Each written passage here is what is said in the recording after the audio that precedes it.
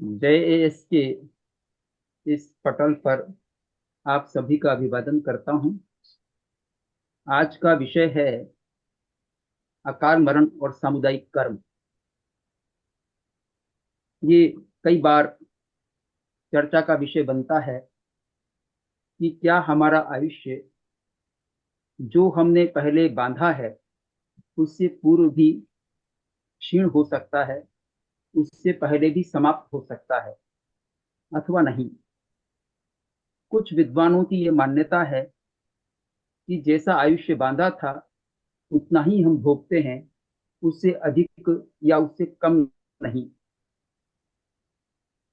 लेकिन आगमों पर दृष्टिपात किया जाए और कुछ तत्वार सूत्र की टीकाओं पर दृष्टिपात किया जाए, तत्वार सूत्र की टीकाओं पर, तो ज्ञात होता है कि जैन दर्शन में जो आयुष्य कर्म बांधा गया है उसके पूर्व भी तीव्रता से उसका क्षय हो सकता है, उसका समापन हो सकता है।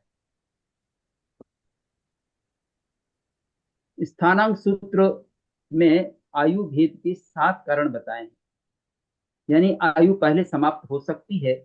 इसके 7 कारणों का प्रतिपादन वहां पर किया गया है।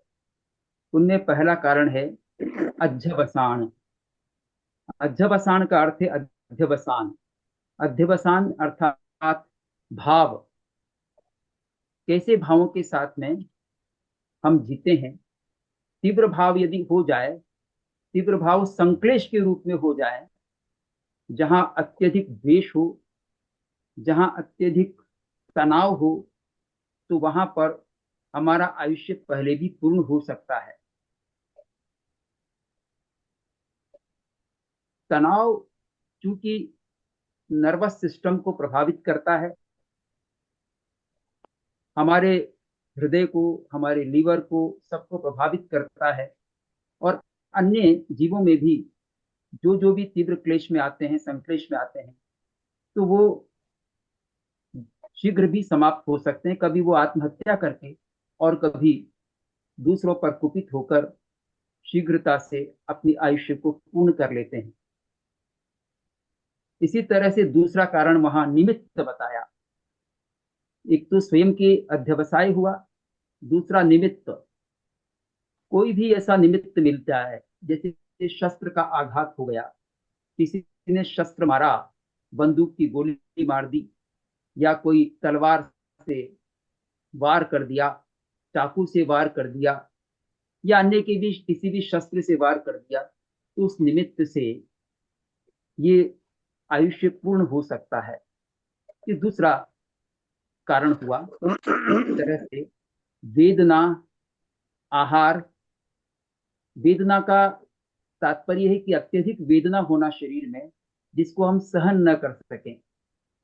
जैसे कैंसर जैसा रोग हो जाए, यद्यपि कैंसर का अब इलाज है, पर पूर्व काल में इस तरह के रोग होते भी कम थे, पर उनका इलाज भी कई रोगों का नहीं था। तो अत्यधिक वेदना होने पर भी मानव जब असहन, या कोई प्राणी जब सहन न कर सके, तो भी उसका आयु क्षय हो सकता है। इसी तरह से आहार के कारण से, यानी आहार अधिक करना या विषैला आहार करना, जिसको फूड पॉइजन कहते हैं, फूड पॉइजन हो जाने से भी कभी सोते रह सकते हैं, और कभी आहार में, जैसे कमरा बंद है और उसमें कोई धुआं हो रहा है, और वो सांस के माध्यम से भीतर चला जाता है, उससे भी मृत्यु हो सकती है। तो इस तरह से, या न्यून आहार होने पर, यानी आहार कुछ दिनों के लिए बंद कर दिया, यद्यपि हमारे यहाँ तपस्या का विधान है और तपस्या लोग करते हैं, जीवित रहते हैं, पर लंबे समय तक जितनी उसकी क्षमता है उससे अधिक समय तक यदि वो आहार न करे, अन्य प्राणियों के लिए भी नियम लागू होता है, केवल मनुष्य के लिए ये विधान नहीं है, तो उसका जीवन समाप्त हो सकता है। इसी तरह से पराघात, दूसरों के द्वारा आघात करने पर, दंड प्रहार आदि किसी ने किया, तो हमारा जीवन समाप्त हो सकता है। और पराघात को हम समझें तो, जो सड़कों पर कई जीव घूमते रहते हैं और हमारे वाहन के नीचे दब जाते हैं।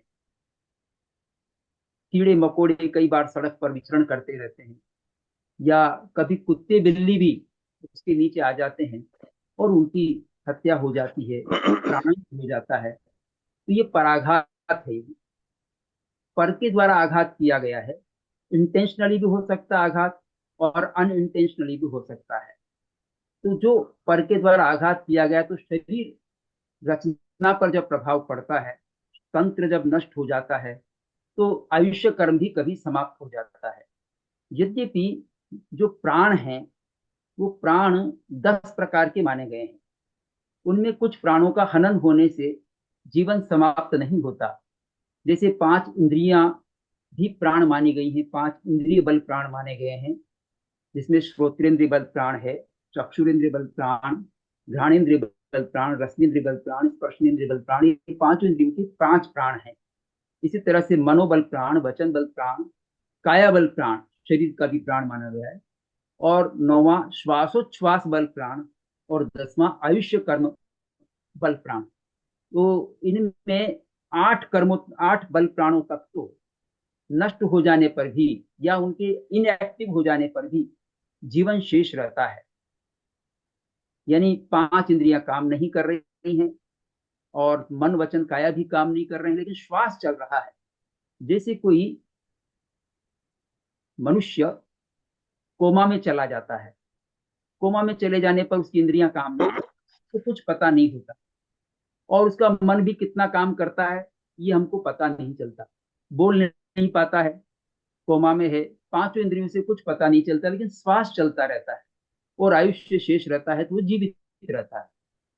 तो इस तरह से इंद्रियों के इनएक्टिव हो जाने पर भी ये जो 2 अंतिम प्राण हैं, श्वासोच्छ्वास, जिसमें हम श्वास लेते हैं, ब्रीदिंग जो चलती रहती है, तो ब्रीदिंग हर प्राणी में होती है, चाहे एक इंद्रिय क्यों ना हो, द्विंद्रिय क्यों ना हो, हर प्राणी में ब्रीदिंग यानी श्वास का चलना रहता है। तो श्वास जब तक चलता है तब तक हम जीवन मानते हैं, लेकिन उससे भी बलवान है आयुष्य कर्म। कभी कभी श्वास को कुछ समय के लिए रोका जा सकता है, फिर भी आयुष्य कर्म शेष है, तो वो प्राणी जीवित रहता है। ऐसा हमको देखने में आता है कि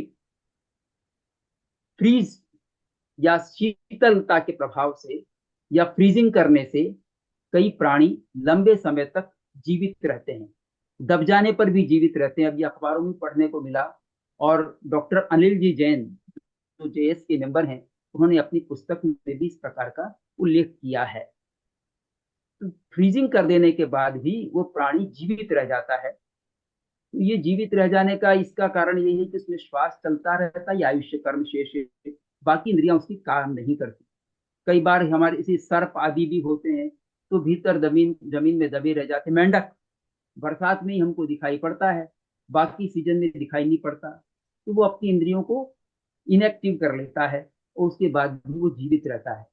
तो सबसे बड़े जो प्राण है, सबसे महत्वपूर्ण प्राण है, वो श्वासोच्छ्वास और आयुष्य है। उनमें भी आयुष्य प्राण है। आयुष्य प्राण चला गया तो प्राणांत कहलाता है, मरना कहलाता है। उसके पहले मरने की संज्ञा हम नहीं देते। प्राणातिपात तो हो जाता है, लेकिन मरना नहीं होता।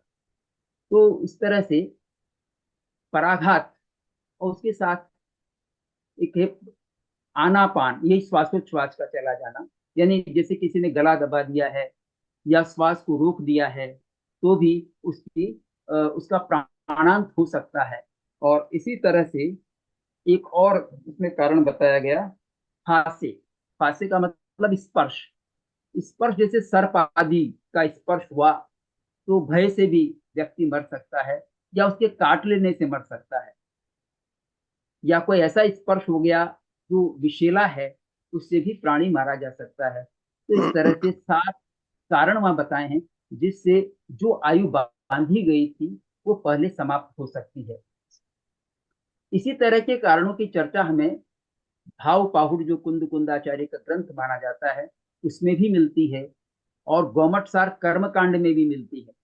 उसमें गौमटसार कर्मकांड में भी इस प्रकार की गाथा आई है, जहां 7 कारण बताए हैं, एक दो कारण की भिन्नता है।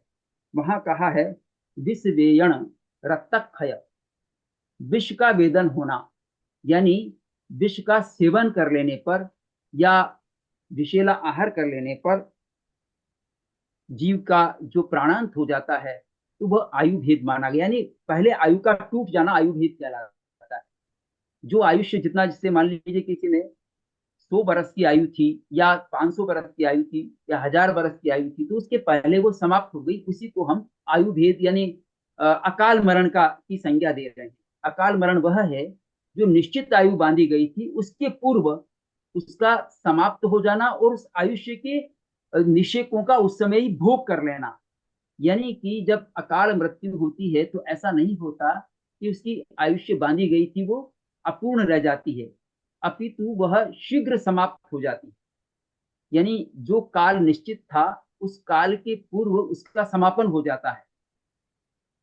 जो जैसे 100 100 बरस का था, 60 बरस में ही कोई एक्सीडेंट हो गया तो दुर्घटना में मारे गए, तो दुर्घटना में जिस क्षण उसका प्राणांत हो रहा है उस क्षण वह उस आयुष्य के कर्म के निषेकों को पुद्गलों को उसी समय भोग लेता है।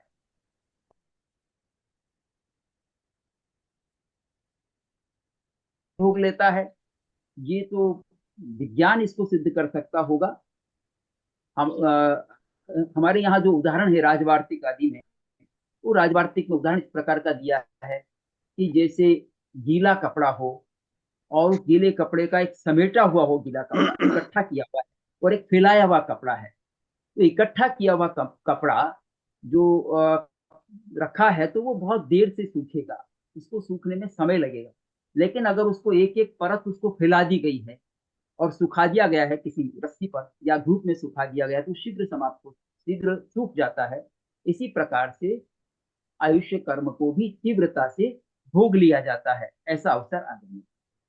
तो इस तरह का वहाँ कथन है। दूसरा वहां गुमट सार ने कारण बताया रक्त क्षय, यानी ब्लड के क्षीण हो जाने से, किसी के रक्त घट जाए या रक्त दूषित हो जाए तो भी प्राणांत हो सकता है। तो ये रक्त क्षय वहां पर एक नया कारण बताया जो स्थानांक सूत्र में नहीं बताया गया। रक्त सूखता चला जाता है, रक्त समाप्त होता चला जाता है, कई रोगों में होता है, कैंसर आदि में होता है। और तीसरा कारण बताया भय, भय के कारण भी कोई मृत्यु को प्राप्त हो जाता है। लेकिन भय हम यहाँ वहां स्थानांक सूत्र में जो अध्यवसाय बताया है उसके अंतर्गत ही आ सकता है। शस्त्रघात, शस्त्रघात वहां भी बताया गया, यहाँ भी बताया गया है, किसी प्रकार के शस्त्र से मृत्यु हो सकती है। व्यक्ति स्वयं भी मृत्यु को प्राप्त हो सकता है, कोई दूसरा भी उसकी हत्या कर सकता है। और संक्लेश, संक्लेश भी एक प्रकार का भावात्मक रूप है, अध्यवसाय है। संक्लेश प्रकार से वही है जो तनाव पैदा कर देता है, राग द्वेष है, ईर्ष्या है, किसी भी कारण से जो विकार भाव है, विकारी भाव है, उनके कारण से जो अ, कषाय का बढ़ना है वो संक्लेश है। उस संक्लेश बढ़ने से भी कोई शीघ्र समाप्त हो सकता है। उच्छ्वास, यही है श्वासोच्छ्वास, श्वासोच्छ्वास अगर बंद हो जाए तो भी प्राणांत हो सकता है, अकाल मृत्यु को प्राप्त हो सकता है। किसी भी कारण से ऐसा हो सकता है, किसी के दबाने देने पर या स्वयं फंदा डाल दे, गले में फंदा डाल दिया तो श्वास आना बंद हो गया, सरल तरीका है, तो उससे भी प्राणांत हो सकता है।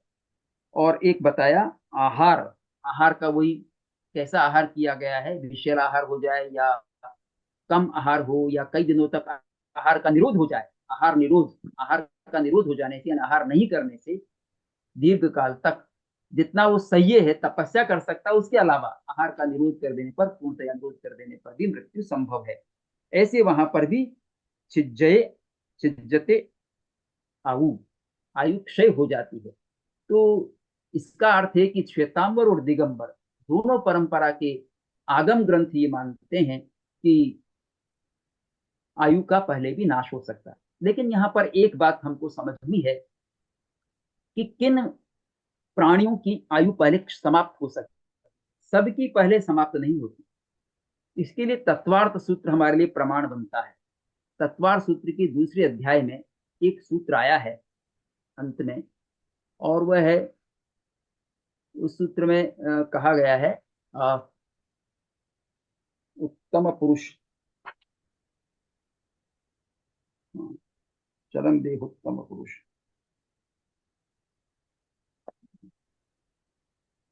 औपपातिक चरम देहोत्तम पुरुष, चरुम देहोत्तम पुरुषासंख्ये वर्षायुषो अनपवर्त्यायुषः, यानी औपपातिक चरम देहोत्तम। औपपातिक यानी उपपात से जिनका जन्म होता है। उपपात जन्म या तो नारक यानी नरक के जीवों का होता है या देवों का होता है। तो नरक और देव गति में जो उत्पन्न होते हैं उनका कभी भी अकाल मरण नहीं होता, अकाल मृत्यु नहीं होती। और वो वैकृत शरीरधारी होते हैं, तो वैकृत शरीर वैसे भी परिवर्तनशील होता है, उसमें आकार प्रकार बदल जाए तो भी कोई प्राणांत नहीं होता। तो नारकों और देवों का कभी भी पहले अकाल मृत्यु नहीं होती, वो अपना पूर्ण आयु भोग करके ही वहां से मृत्यु को प्राप्त होते या चेपते हैं। दूसरा बताया चरम देह। चरम देह का मतलब है चरम शरीर, अंतिम शरीर। जिस अंतिम शरीर वो है जब वहां उस शरीर को प्राप्त करके मोक्ष की प्राप्ति होने वाली हो, उसी शरीर में मोक्ष की प्राप्ति होने वाली हो किसी को, तो उसका भी पहले प्राणांत नहीं होता, यानी आयु क्षय नहीं होता है। तो वह पूर्ण आयु को भोग करके और मोक्ष प्राप्त कर लेता है। तो ऐसे जीव का भी पहले अपवर्त्य नहीं होता। इसको अपवर्तनीय आयु कहा है। अपवर्तनीय यानी जो अपवर्तन हो जाता है, घट जाता है, जितना था उससे मुड़कर कम हो जाता है, उससे थोड़ा सा ह्रास हो जाता है। ह्रास, हानि, अपवर्तन, इस तरह के शब्दों का प्रयोग हुआ है। तो ये अपवर्त्य, जिनका अपवर्तन होता है वो अपवर्त्य आयु वाले कहलाते हैं। तो इनकी आयु अपवर्तनीय है, जितनी आयु बांधी थी उससे पहले वो समाप्त हो सकती। 100 बरस की बांधी थी या पल्योपम सागरोपम में बांधी थी तो भी उसकी आयु पल्योपम सागरोपम वाले की कम नहीं होती, पर जितनी बांधी थी उसकी कम हो जाना ये है। तो चरम देह, चरम शरीरी जीव है तो उसकी आयुष्य पहले समाप्त नहीं होती। फिर बताया उत्तम पुरुष। उत्तम पुरुष का अर्थ है कि जैसे तीर्थंकर हैं, चक्रवर्ती हैं, बलदेव हैं, वासुदेव हैं, प्रतिवासुदेव हैं, जो 63 शला का पुरुष माने गए हैं, इनकी आयुष्य भी पूर्ण भोगते हैं, वो पहले समाप्त नहीं होती। इसी तरह से असंख्य वर्षायुष, जिनकी आयुष्य असंख्यात वर्ष है। असंख्यात वर्ष में जो पल्युपम और सागरोपम से जिनकी उपमा दी जाती है, ऐसे जो जीव हैं असंख्यात वर्ष वाले, उनका आयुष्य भी पहले समाप्त नहीं होता।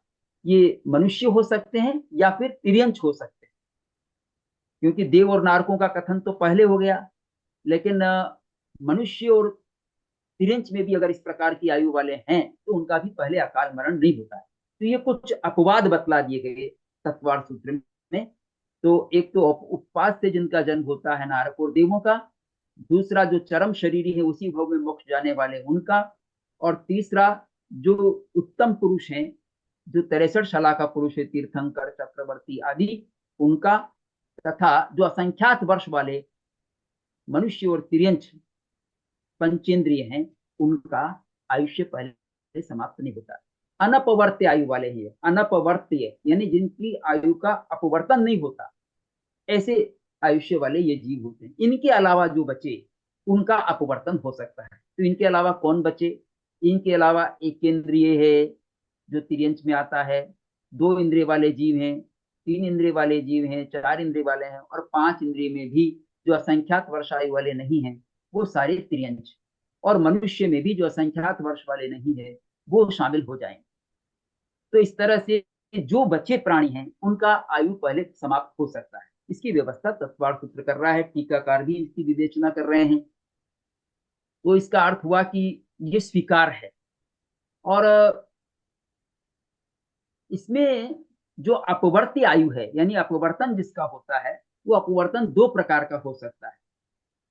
वह हो सकता है या तो सोपक्रम या निरूपक्रम। सोपक्रम वह होता है जिसमें किसी निमित्त के कारण से अपवर्तन होता है। तो अपवर्तन तो निमित्त के कारण से ही होता है, यानी कोई कोई ऐसा निमित्त मिलता है जिसके कारण से वह पहले समाप्त हो जाती है आयु अपवर्तन में। लेकिन अनपवर्त्य आयु जो है, जो पहले समाप्त नहीं होती, उसमें भी ये 2 बातें हो सकती हैं, सोपक्रम और निरूपक्रम। लेकिन वहां उपक्रम आ जाने पर भी, यानी कोई ऐसी स्थिति बन जाने पर भी, ऐसे निमित्त मिल जाने पर भी उनका प्राणांत नहीं होता। इसलिए हम कहते हैं कुछ जीव बच गए, तो बच गए उनका क्योंकि आयु का अपवर्तन नहीं हुआ। आयु का अपवर्तन जिनका नहीं होगा वो बच जाएंगे। तो जिनका ये तो अपवर्तनीय है ये तो अनपरिवर्तनीय है ही हैं जिनको गिनाया गया, लेकिन जो शेष बचे हैं उनकी भी आयुष्य कभी कभी अपरिवर्तनीय नहीं होती। उसके भी कुछ कारण होते हैं। जैसे किसी ने पहले आयु बांध ली है अगले भव की, अगले भव की आयु बांध लेने वाले प्राणी का फिर अकाल मरण नहीं होता। वो इस जन्म की भी पूर्ण आयु भोग कर जाता है। लेकिन जिसने आयु बांधा नहीं अगले भव का, वो अकाल मृत्यु को प्राप्त हो सकता है और उसी समय फिर नया आयुष्य बांध लेता है। तो जिसने पहले आयु बांध ली है, ऐसे इन जीवों में भी उनको टाला जा सकता है कि जो मनुष्य और तिरंज के प्राणी जिन्होंने अगला आयुष्य बांध लिया है, इस जीवन का 2/3 भाग बीतने के बाद आयुष्य बांधने का यह नियम है कि प्राप्त जीवन के, प्राप्त भव के 2/3 यानी 2/3 जीवन बीतने पर आयुष्य बांधा जाता है। पर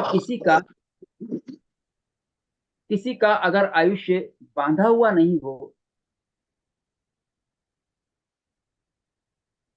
किसी का आयु बांधा हुआ नहीं हो, यानी अगला भव का क्या, किस में जाएगा, कौन सी आयुष बंधी नहीं है, तो उसका अकाल मरण संभव है। तो इस तरह से एक व्यवस्था दी गई। पर एक बात मैं यहाँ ध्यान में लाना चाहूंगा कि तत्वार सूत्र में भी पाठ 2 प्रकार के मिलते हैं। ये पाठ मैंने बोला वो उमा स्वाति के तत्वार्थ भाष्य में जो स्वीकृत पाठ है उसके अनुसार है।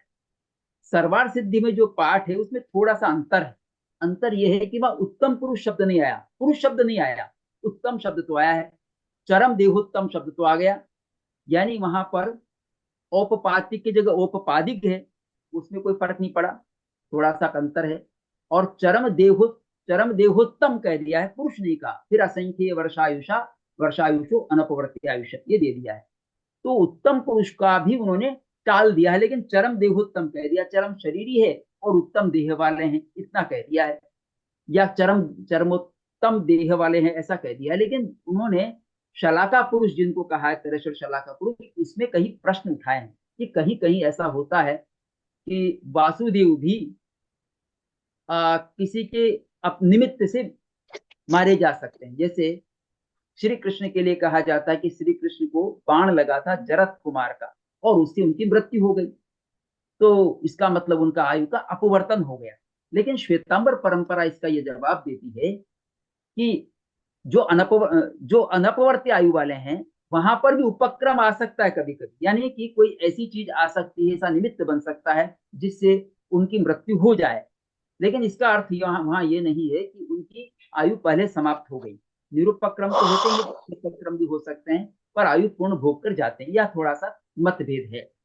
पर हम ये मान सकते हैं कि जो भी हो, पर अकाल मृत्यु का एक कॉन्सेप्ट दोनों मानते हैं, अकाल मरण होता है। तो अकाल मरण को स्वीकार क्यों करना चाहिए, मैं इसके संबंध में थोड़ा सा प्रकाश डालना चाहूंगा। देखिए, अगर जैन धर्म में अकाल मृत्यु को स्वीकार नहीं किया जाएगा तो हम अहिंसा का कॉन्सेप्ट, अहिंसा की अवधारणा को पूर्ण तरह से प्रस्तुत नहीं कर पाएंगे, क्योंकि फिर हिंसा किसी की होगी नहीं। अकाल मृत्यु को स्वीकार नहीं करेंगे तो हम किसी की हिंसा करेंगे, हो ही नहीं सकता।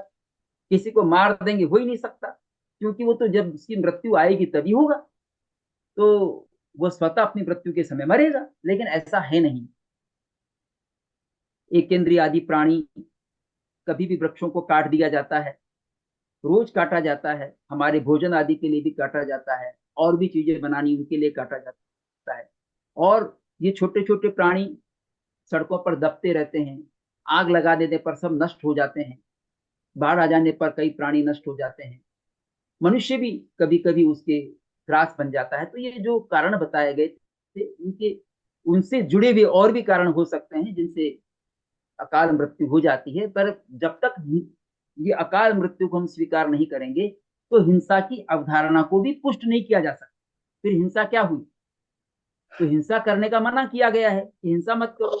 प्राणातिपात विरमण व्रत, प्राणातिपात विरमण व्रत अंगीकार करते हैं साधु, और उस व्रत को अनुव्रत के रूप में स्वीकार करते हैं श्रावक। तो उस व्रत को स्वीकार करने का औचित्य तभी है जब हम हिंसा करते हुए बच जाएं, यानी हिंसा नहीं करें। तो इसका मतलब यह है कि हमारी हिंसा से उनका प्राणांतन्य प्राणियों का संभव है, चाहे वो अग्नि के जीव हो, चाहे वो वनस्पति के जीव हो, चाहे जल के जीव हो, उनका प्राणांत पहले हो सकता है। इसीलिए अहिंसा का कॉन्सेप्ट जो है तभी युक्ति युक्त ठहरता है जब अकाल मृत्यु की अवधारणा को स्वीकार किया जा सकता है। ये जो कत्ल खाने चल रहे हैं इनको तभी रोका जा सकता है, नहीं तो कत्ल खाने ठीक है चल रहा है, पहले छोटे चल रहे थे, बड़े भी चल रहे हैं, तो कत्ल खानों को रोकने की जरूरत है। आवश्यकता से अधिक क्यों पशु मारे जा रहे हैं, उनको रोका जा सकता है। तो कभी कभी ऐसा भी हो सकता है कि हमको उपक्रम तो हुआ मरण का, लेकिन तुरंत ट्रीटमेंट हो गया तो हम बच भी सकते हैं, हमारा आयुष्य सुरक्षित रह सकता है। पर कोई संभालने वाला नहीं मिला तो मर भी सकते हैं। एक्सीडेंट हुआ और एक्सीडेंट में गंभीर रूप से घायल हो गए और तुरंत अस्पताल में पहुंच गए, तो रक्त की आवश्यकता भी की पूर्ति हो सकती है, घाव पर पट्टी भी हो सकती है, फ्रैक्चर हुआ तो उसको जोड़ा भी जा सकता है, तुरंत उसका इलाज हो सकता है। तो इसको स्वीकार किया है राजवार्तिककार भट्ट अकलंक ने भी कि आयुर्वेद, उस समय आयुर्वेद था, जो आयुर्वेद में औषधि आदि का रसायन दे करके अकाल मरण को टाला जा सकता है, ऐसा भट्ट अकलंक राजवार्तिक में, तत्वार्थ राजवार्तिक में कहते हैं। तो इसका आशय यह हुआ कि अकाल मृत्यु जो आने वाली थी, अगर उसको ट्रीटमेंट नहीं मिलता तो अकाल मरण हो जाता है, और ट्रीटमेंट मिल गया तो बच सकता है। इसलिए चिकित्सा का महत्व है। तो चिकित्सा का महत्व भी इसलिए है कि हमारी अकाल मृत्यु को हम रोकते हैं। व्यायाम आदि का ये भी, उसका भी कारण ये है, अकाल मृत्यु जो पहले मर सकते हैं हम, वो मृत्यु को हम पूर्ण आयु भोगने तक सुरक्षित रख सकते हैं। हमारा कभी कभी आयुष्य पूर्ण हम नहीं भोग पाते, क्योंकि हम जिस जीवन शैली से जीते हैं उस जीवन शैली में हम तनाव में जीते हैं, हम असावधानी से जीते हैं, खान पान में असावधानी है, तो हमारी मृत्यु पहले हो सकती है। कभी भी हार्ट अटैक हो सकता है, कभी भी लीवर खराब हो सकता है, मदिरा पान करेगा तो लीवर खराब हो जाएगा। ये भी एक प्रकार का अकाल मरण की तरफ ही जाना है, क्योंकि वो पूर्ण आयु को नहीं भोग पा रहा है। पूर्ण आयु, जो आयुष्य बंदी थी उससे पहले ही उस आयु को भोग लेने की प्रक्रिया चालू हो गई। तो इस रूप में भोगता पूरा है, अंत में पूरा भोग लेगा, लेकिन पूरा भोगने का एक विस्तार था, वो विस्तार घट गया है। पूर्ण जो आयुष्य भोगना था 100 बरस में, उसको 60 बरस में भोग लिया। तो इस तरह से अकाल मृत्यु को रोका भी जा सकता है। अकाल मृत्यु होती भी है, पर कभी कभी उसको चिकित्सा के माध्यम से रोका जा सकता है। अब एक प्रश्न ये खड़ा होता है, हम चिकित्सा इसीलिए कराते हैं अकाल मृत्यु को रोकने के लिए, नहीं तो मरे ही नहीं तो फिर तो जो इतना जीना है जिएंगे ही, इलाज कराने की आवश्यकता क्या है, चिकित्सालय खोलने की कोई आवश्यकता नहीं। तो चिकित्सालय खोलने की भी आवश्यकता इसीलिए कि हम बच सकते हैं, हमारा आयुष्य शेष, अंत में जब आयुष्य समाप्त है तो कितना भी ट्रीटमेंट कराओ फिर आदमी नहीं बचेगा, मर जाएगा। फिर आयुष्य पूर्ण हो गया तो जाएगा ही, और स्वस्थ दशा में दिख रहा है तो भी चला जाएगा। आयुष्य पूर्ण कई लोग करते हैं कि भी बड़े आराम से रह रहे हैं, और उनको कुछ को आभास भी हो जाता कि मेरा जल्दी मरण होने वाला है। एक आध दिन में ही ऐसे भी लोग रहे हैं कि फला दिन मेरी मृत्यु हो जाएगी, तो हो गई, वो स्वस्थ थे, कोई उनको समस्या नहीं थी। तो बिना इस तरह के उपक्रम के भी और पूर्ण आयु को भोग करके कोई जा सकता है। तो हमको इसलिए सावधानी रखने की जरूरत है। ये नहीं कि ट्रेन के सामने कूद जाओ और हम मरेंगे नहीं, क्योंकि हमारा तो आयुष्य पूर्ण भोग करके ही जाएंगे, हर हर मनुष्य पूर्ण आयु भोगेगा, ऐसा नहीं है। ट्रेन के आगे कूदने पर मृत्यु संभव है। कभी ऐसा भी होता है कि एक साथ कई लोग मारे जाते हैं, जैसे भूकंप आ गया, भूकंप में कई लोग मर गए, बाढ़ आ गई तो कई लोग मारे जाएंगे। इसी तरह से आग लग गई, अमुक बिल्डिंग में आग लग गई, बचने की कोशिश की लेकिन मर गए, कुछ लोग निकल गए वो बच गए, और नहीं बच पाए, नहीं निकल पाए वो मर गए। तो ये भी अकाल मृत्यु का ही रूप है। तो कभी ये प्राकृतिक आपदाओं से भी होता है, कभी मनुष्य के द्वारा रही हुई कमजोरियों के कारण भी होता है, या किसी के द्वारा ये उत्पन्न भी की जा सकती है समस्याएं। तो उसमें एक नया प्रश्न खड़ा होता है सामुदायिक कर्म का, जिसकी अवधारणा हमारे यहाँ कुछ लोग स्वीकार करते हैं कि सामुदायिक कर्म नाम का कर्म होता है। लेकिन वस्तुतः सामुदायिक कर्म शब्द कहीं आगमों में आया नहीं है। किसी भी आगम में सामुदायिक कर्म का उल्लेख नहीं हुआ। 8 कर्मों का तो उल्लेख हुआ है, लेकिन सामुदायिक कर्म का उल्लेख नहीं हुआ। आयुष्य के परिप्रेक्ष्य में भी हमको सामुदायिक नाम कर्म का उल्लेख नहीं मिलता है। तो फिर ये सामुदायिक कर्म क्या है और क्यों इसको स्वीकार करें हम? तो वस्तुतः सामुदायिक कर्म है नहीं, ये चल पड़ा है उत्तर देने के लिए। कि कई बार लोग प्रश्न करते हैं कि साहब एक साथ इतने लोग क्यों मारे गए, तो उसका उत्तर जानकार लोग कुछ ऐसा दे देते हैं कि भाई इन सब ने एक साथ कर्म बंधन किया था, इसलिए इनकी एक साथ मृत्यु हो गई। कि जैसे उदाहरण देते हैं कि सिनेमा हॉल में एक साथ बैठे लोग इस प्रकार से एक साथ उसको देख करके अपने भावों के कारण से कर्म बांध लेते हैं, एक साथ उसकी मृत्यु हुई। लेकिन इस सामुदायिक कर्म के इस जवाब पर कई सारे प्रश्न खड़े होते हैं। जैसे एक साथ अगर लोग कर्म बांधते हैं तो सबके भाव अलग अलग होते हैं, सबकी मनोदशा अलग अलग होती है,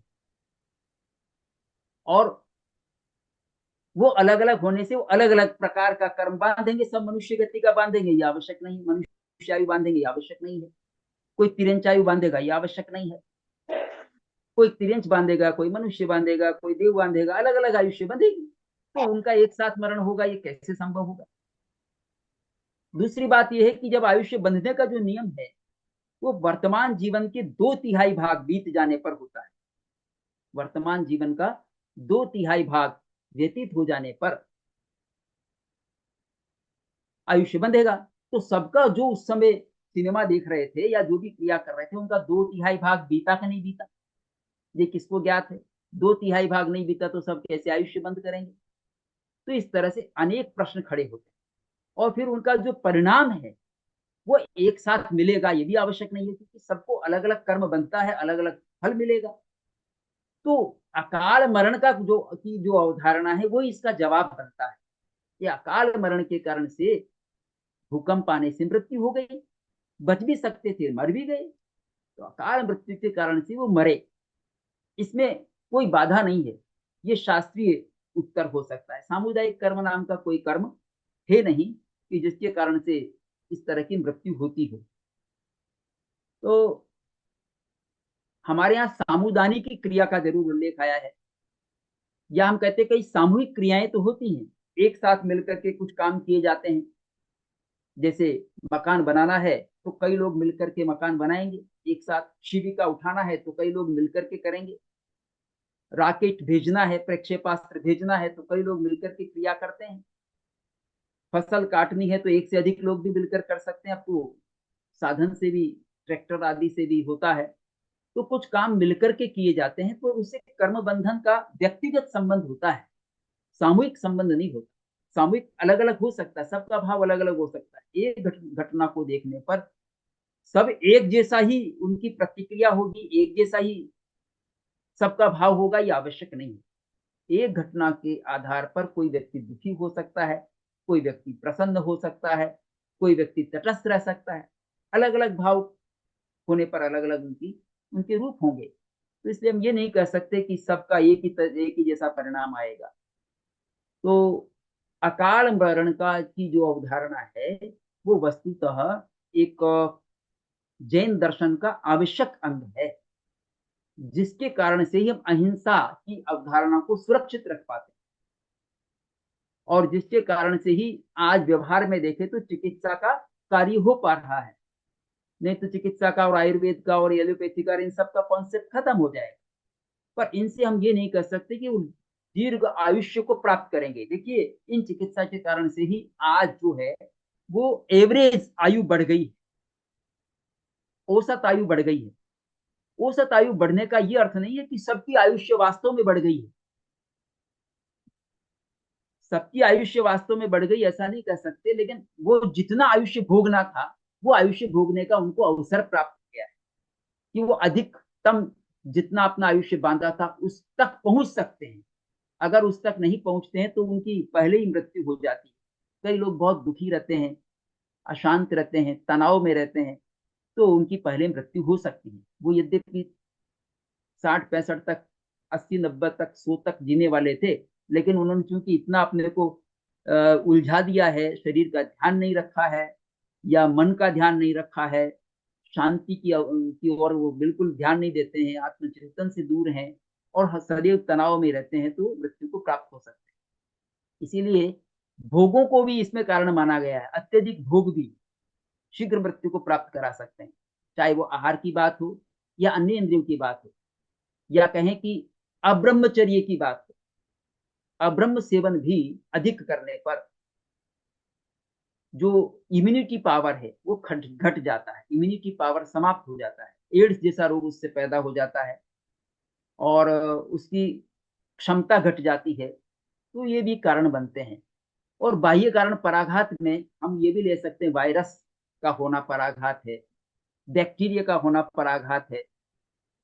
यहाँ पराघात बाहरी पराघात है, ये भीतर का पराघात नहीं है। पर आघात करना नहीं, पर का आघात। पर भीतर में जो पराघात नाम कर्म है वो उसको नष्ट भी कर सकता है। पर वायरस आदि का जो प्रभाव है उसके कारण से भी हम में रोग पैदा हो सकता है, जल्दी नष्ट हो सकते हैं। तो अकाल मरण का की जो अवधारणा है या अकाल मृत्यु की अवधारणा, इसको आ, हमारे यहाँ भाव पाहुड़ में और गौमट सार में कदली घात कहा है। दूसरा शब्द दिया गया उसको कदली घात। ये कदली घात होता है। कहीं अपमृत्यु शब्द दिया है, अवमच्चु। अवमच्चु का अवमृत्यु भी हो सकता है, अपमृत्यु भी हो सकता है। तो इस तरह से यानी जो मृत्यु मृत्यु जितने समय बाद आनी थी उसके पहले मृत्यु आ रही है, ये अपमृत्यु कही गई या अवमृत्यु कही गई। तो इस तरह से जैन दर्शन में ये जो एक शब्द आया हमारे समक्ष, देखिए जो कर्म बंधते हैं वो कर्म आयुष्य कर्म उनमें महत्वपूर्ण कर्म है और इसके अपना एक स्वरूप है। 8 कर्मों के साथ में 8 कर्म तो बनते ही हैं, बनते रहते हैं। एक मैं कहना चाहूंगा कि एक समुदान शब्द का प्रयोग हुआ है। समुदान, समुदान शब्द का प्रयोग हुआ है षटखंडागम में और धवला टीका में। तो वो हुआ है एक साथ 6 7 या 8 कर्म बांधने के लिए। 6 7 या 8 कर्म एक साथ बांधें तो उसको समुदान या समवदान कहा गया है। लेकिन उसको सामुदायिक कर्म नहीं कहा। तो सामुदायिक कर्म तो ये एक बाद की अवधारणा है और ये अवधारणा निराधार है। केवल ऊपर के उत्तर देने के लिए, क्योंकि हमारा जो भगवान ने जैसा देखा है वैसा होना है, ये जो मान्यता है जिसके कारण से सब व्यवस्थित है, जब होना है जब होगा, नियतिवाद की जो अवधारणा या कहें कि क्रमबद्ध पर्याय की जो अवधारणा प्रविष्ट हो गई है, उसने ये ज्यादा किया है। हम किसी को बचा नहीं सकते, केवल कह दिया हम किसी को बचा नहीं सकते। जब मृत्यु आएगी तो मरण को प्राप्त होगा, हम बचा नहीं सकते किसी जीव को। लेकिन बचा नहीं सकते तो अहिंसा कहाँ गई, दया कहाँ गई? स्वयं कुंदाचार्य धर्म का जब लक्षण देते तो दया विशुद्धो धम्मो ये कहते हैं। दया से धर्म विशुद्ध होता है। दया आवश्यक है, करुणा, अनुकंपा, दया। बल्कि अनुकंपा को तो सम्यक दर्शन का एक लक्षण माना गया है, व्यवहार संचित का लक्षण है अनुकंपा। अन्य जीवों को अपने समान समझना, अपने समान देखना और उनके पर अनुकंपा भाव रखना, ये सम्यक दर्शन का लक्षण है। जिससे हम अन्य जीवों के प्रति अपने आत्मीयता पूर्वक देख सके और उनका रक्षा कर सके, उनको बचा सके। उसके लिए अनुकंपा, दया या करुणा का भाव। करुणा को धवला टीका में जीव का स्वभाव कहा है। करुणा ये जीव सहाव, करुणा जीव का स्वभाव है। आजकल कुछ लोग करुणा को भी विकारी भाव मानते हैं, पर ऐसा उनका मानना उचित नहीं है। फिर मानवता भी समाप्त हो जाएगी, मानवीय धर्म भी समाप्त हो जाएगा और कहें कि कठोरता प्रविष्ट हो जाएगी। करुणा कोई राग नहीं है, बल्कि करुणा एक अनुकंपा एक सभी समस्त प्राणियों के प्रति होगा। इसको राग हम तब कहेंगे जब एक के प्रति हो और दूसरे के प्रति ना हो, तब राग कह सकते हैं। लेकिन समस्त प्राणियों के प्रति अनुकंपा भाव हो, समस्त प्राणियों के प्रति मैत्री भाव हो, तो उसको हम विकार नहीं कह सकते, उसको राग नहीं कह सकते। समस्त प्राणियों के प्रति मैत्री का संदेश जैन दर्शन देता है। मित्ति वे सब भूयेसु, समस्त प्राणियों के प्रति मेरा मैत्री भाव हो। सभी जीव जीना चाहते हैं, इसलिए सबको, किसी को न मारो, सबको प्राण प्रिय है। तो सबको जब प्राण प्रिय हैं, सब जीना चाहते हैं, तो उनके प्राणों की रक्षा हमें करनी चाहिए। यहाँ जीव का घात का मतलब प्राणातिपात है। जीव कभी मरता नहीं है, आत्मा कभी मरता नहीं है, उसको कभी मारा नहीं जा सकता, लेकिन प्राणों को समाप्त किया जा सकता है। तो प्राणघात होता है, इसी को हम जीव का मरना कहते हैं। और फिर उसी समय वो उसका अन्य आयुष्य को बांध करके नए जीवन में प्रविष्ट हो जाता है। देखिए एक यहाँ ये प्रश्न खड़ा होता है कि जब अकाल मृत्यु होती है तो नया आयुष्य कब बांधता है।